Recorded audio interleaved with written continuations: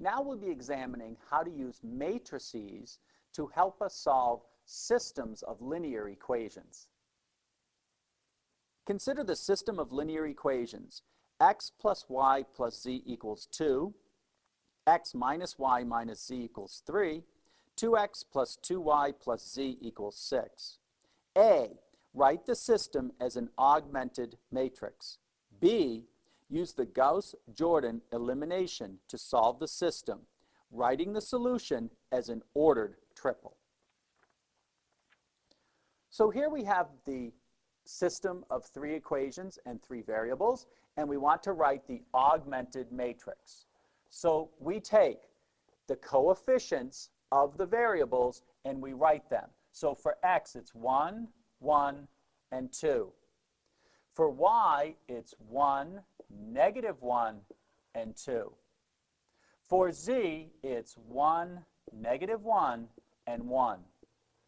We draw our line, and now we write 2, 3, and 6, and there we have our augmented matrix. So in part B, we're going to take the augmented matrix and use the Gauss-Jordan method to solve this system of equations. So what we're going to do is row operations. For example, we're going to take row 2 and subtract from it row number 1. So in this case, both of the operations, we're going to leave row 1 as is. So let's write row 1. 1, 1, 1, 2. Now, row 2, subtract row 1. So it's 1 minus 1, which is 0. -1 minus 1 is -2. -1 minus 1 is -2. And 3 minus 2 is +1. Now we're going to take row 3 and subtract from it twice row 1. So 2 minus 2 times 1. So 2 minus 2 is 0. Now we're going to take 2 minus 2 times 1. So 2 minus 2, which is 0. We'll take 1 minus 2 times 1. So 1 minus 2 is -1. And then finally 6 minus 2 times 2, 6 minus 4 is 2. So you can already begin to see that we're creating zeros in the column of column number 1 with, of course, a 1 in the first position. Fortunately, we also began to create a 0 in column 2 in the 3rd row. So we're well on our way to establishing our matrix that we want to get our solution. Now let's do some operations where we take row 1, which is this row, and we add to it 1/2 of row 2. And you can see that in so doing, we'll be creating some zeros in rows 2 and 3 for that, in columns 2 and 3 in row 1. So it's row 1 plus 1/2 of row 2. So 1 plus 0, 1. 1 minus 1/2 of 2, which is 1 minus 1 for 0. Same thing for this one. Now we have 2 plus 1/2 of 1. So it's 2.5, which I will write as 5/2.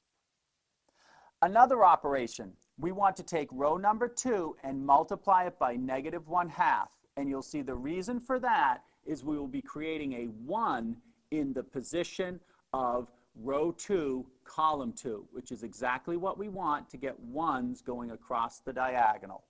So -1/2 of 0 is 0. -1/2 of -2 is +1.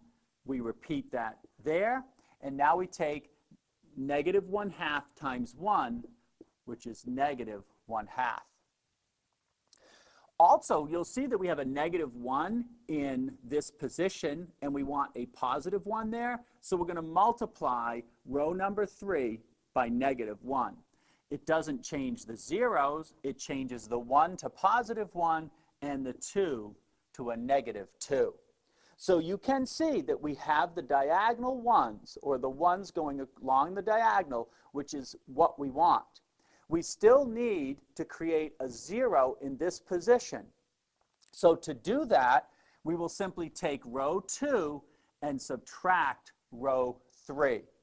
In other words, row 1 remains the same. 1, 0, 0, 5 halves. Row 2 will subtract row 3. 0 minus 0 is 0.